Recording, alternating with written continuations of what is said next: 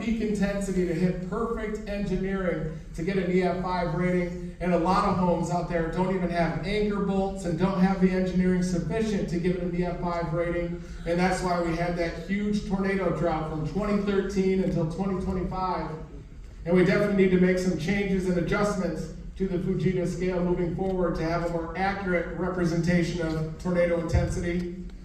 And there are tornado alleys across the world, but the one right here in the U.S. is the most active and most prolific, and that's because you have the Rocky Mountains to the west, the gradually sloping terrain of the Great Plains, and then you have the moisture and heat source, the Gulf of Mexico down there that pumps the warm sectors with energy. And those things are not moving anywhere, so that's why I think Tornado Alley is always here to stay in the Great Plains. But there is an eastward extension of it called Dixie Alley that is most active when you have a La Nina in the tropical Pacific.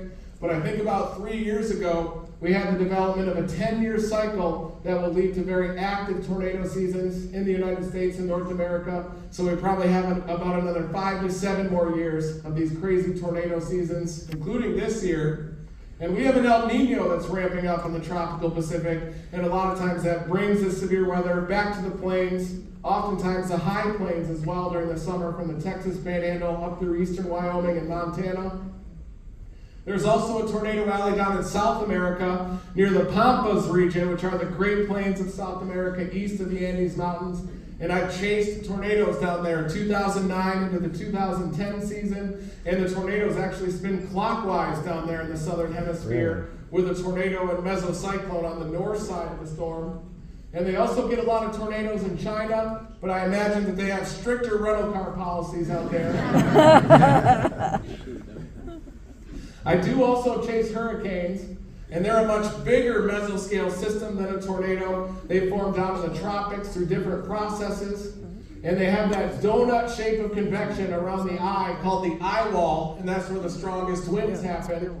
But my goal in chasing a hurricane is to get right on the coastline where that right eye wall comes in at a 90-degree angle, and that's where the winds are coming off the relatively frictionless ocean, and that's where you can get the strongest winds of a hurricane.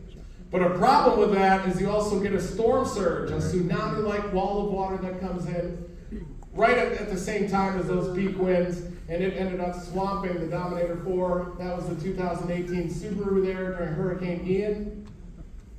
But it's very difficult to get right on the coast in the path of that right eye wall because of that storm surge. And a lot of times it'll turn into a survival situation there. The storm surge will knock out bridges. We were trapped on Pine Island near Sanibel there for 2 weeks after the hurricane. A lot of times we'll live off of Vienna sausages and Spam out there for a while and help out in the rescue effort. But this is the arrival of the storm surge there on Pine Island. It was just starting to come in. We had about a 15-foot storm surge with waves on top of it. And I was live streaming this hurricane, so everybody thought I broke into this stilt home here. But I knew the people, and you really need a sturdy stilt home that can survive the winds as well, and then the storm surge comes underneath. But it makes it very difficult to do a science mission out there with all the water and the wind. The wind looks like a straight line wind because it's such a big storm system.